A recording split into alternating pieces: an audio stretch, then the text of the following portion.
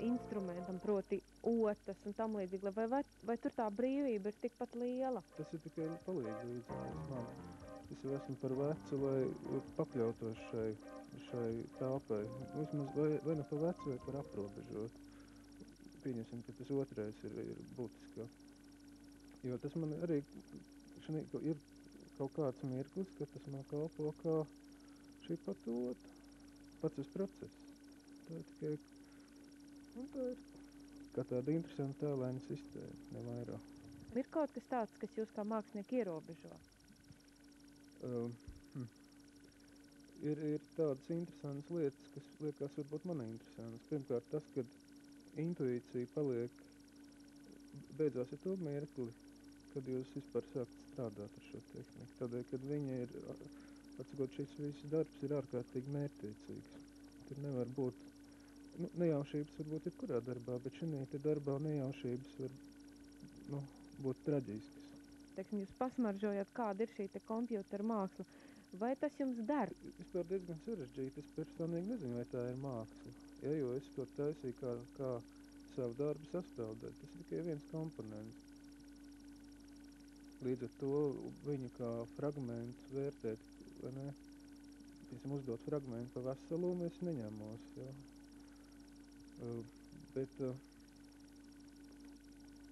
Protams, faktiski tas darbs man interesē, un es praktiski katru dienu to nodarbojos. Ne jau ar skudru konstruēšanu.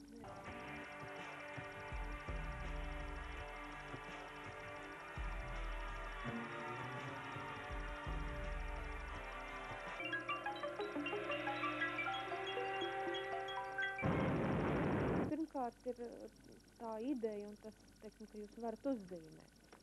Tas, ka var uzzīmēt, tas jau man ir 10 gadu vairāk. Tātad zīmēt jums šeit neviens nemāca? Nē, te sāku tikai tīri ar tehniku.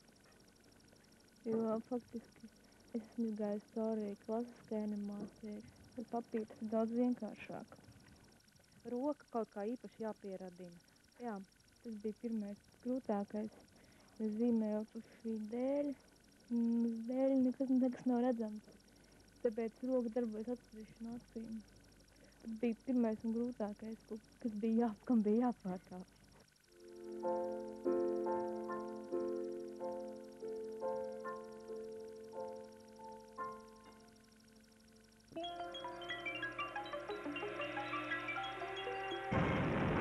Plānojat filmēšanu kaut kādu? Būtībā tas tā arī ir, jā.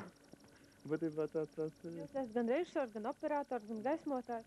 Nē, es esmu būtībā operators, varētu teikt, jā, jo režisors parasti ir, mums ir grūti pateikt, kas šeit ir režisors, bet parasti tā ir persona, kas strādā ar scenāriju, jā, un viņš vienkārši kontrolē operatoru darbu, kas sēž pie kompjutera. Vai jūs esat tehnisks dabas cilvēks vai mākslas studējis pirms tam? Es vispār esmu tehnisks dabas cilvēks. Principā es esmu beidzis Rīgas Tehnisko universitāti kā inženieris mehāniks.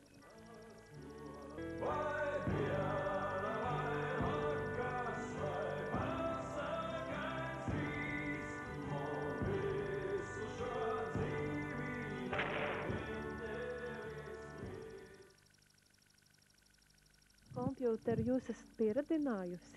Nezinu, kurš kur ir pieradinājusi, jā, bet pamazām sākam saprast.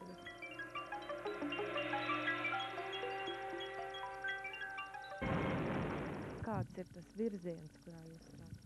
Gan arī jāapmulst, jāsaka, Latvijas televīzija galviņas lielā mērā ir mans darbs, jā, tātad tā ir Latvijas televīzijas kompānija LTS. Ogres televīzija, tas bija pirmais darbs Silikonā. Tā kā kompjūters, kas attiec tieši uz animācijas to gala izskatu, jā, neizmaina itin neko, viņš tikai atbrīvo cilvēkus no diezgan, sacīsim, kā ir, jā, apgrūtinoša un apnicīga darba. Un iespējams arī pat, ka tomēr dod labāku kvalitāti. Jo neparādās nekāds risks atstāt, teiksim, pirkstu nospiedumus, to gan profesionāli nekad neatļaujas atstāt pirkstu nospiedumus uz celulīti, ja? Bet kompjūterā nekas nevar noputēt, nekas nevar pazust, ja? nevar slēgt secība. Šis paņēmiens, kad kompjuters tiek izmantots kontūrēšanai un krāsošanai, tas galvenokārt tiek izmantots seriāliem, komercprodukcijai, ja, kas darbojas klasiskā, teiksim, plakano laukumu stilā, ja, kas ir Disney skola, kas ir Japāņu stils. Vārdu sakot, jebkurš televīzijas seriāls pamatā tiek laists caur kompjuterim. Tas ļoti gan pātrina, gan palētina visu lietu. Kā ir ar filmiņu, kur visi ļoti labi zina arī Latvijā par Trusītu Rodžeru? Cik tur ir daudz kompjuteru, cik tur ir daudz multiplikāciju? Pamatā tā ir klasiskā multiplikācija. Kompjuters ir izmantots pāris specefektiem. Pirmais arī, kur ļoti plaši izmanto kompjutera tehnoloģiju, tās ir mīkstās ēnas. Ja Truss Rodžers ir vēl labā atmiņā, tad noteikti arī ir ievērots, cik šie personāži ir mīksti un apaļīgi izēnoti, cik viņi, gaismojuma ziņā ir līdzīgi dzīviem personāžiem. Ja. Otra ļoti redzama un izteiksmīga vieta, kur ir šis kompjuters izmantots, tā ir Jessica Kleita. Ja, ir austa kleita uz kompjuteru. Tā to varētu sacīt, jā, vai arī, teiksim, kleita ir austa klasiskajā multiplikācijas darbnīcā, bet visi spīgulīši, tie ir radīti kompjuterā.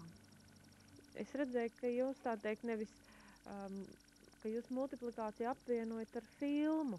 Kas tas ir par projektu? Tas ir projekts, kas sākās pagājušajā vasarā. Pat pavasarī sarunas jau bija kopš 94. gada sākuma. Tas ir viens Norvēģiju kompānijas pasūtījums, kuri savukārt pēc ANO pasūtījuma veidot dokumentālu filmu seriālu par Āzijas un Āfrikas valstīm, kurās notiek karš. Tās ir 4 dokumentālas filmas, katra 12 minūšu gara, par to, kā bērni dzīvo šajās valstīs. Un, lai šo filmu padarītu tādu dzīvāku un arī bērniem pievilcīgāku, ja, režisors bija iecerējis tur ielikt zīmētu multiplikācijas personāžu, sauc par Filurenu. Un šis mazais trollītis paša Butros Galī uzdevumā dodas apceļot šīs valsts. Mūsu darbs bija tātad gatavā filmētā materiālā jau ielikt šo zīmēto personāžu. Pat labam darbs tiek ieskaņots vēl 20 valodās. Diemžēl latviski viņš netika. Kāpēc? Jāaprunājas ar šo kompāniju, varbūt, ka tādu variantu arī var atrisināt. Tas ir tāpēc, ka latvieši nav pasūtījuši, šo filmiņu? Acīm redzot, jā. Varbūt vajadzētu Latvijas televīziju piedāvāt. Vai Baltijā ir daudz šādas līdzīgas studijas, kā jūs? Visā jau Baltijā ir 20 šādi grafisko staciju vispār, no kurām 17 vai 16 ir Latvijā tieši. Tad Latvija, kā sāknie strādājumi, izceļās ar kaut ko, vismaz ar kompjuteri, ekscelentiem kompjuteriem. Tad Latvija vēlreiz ir topā.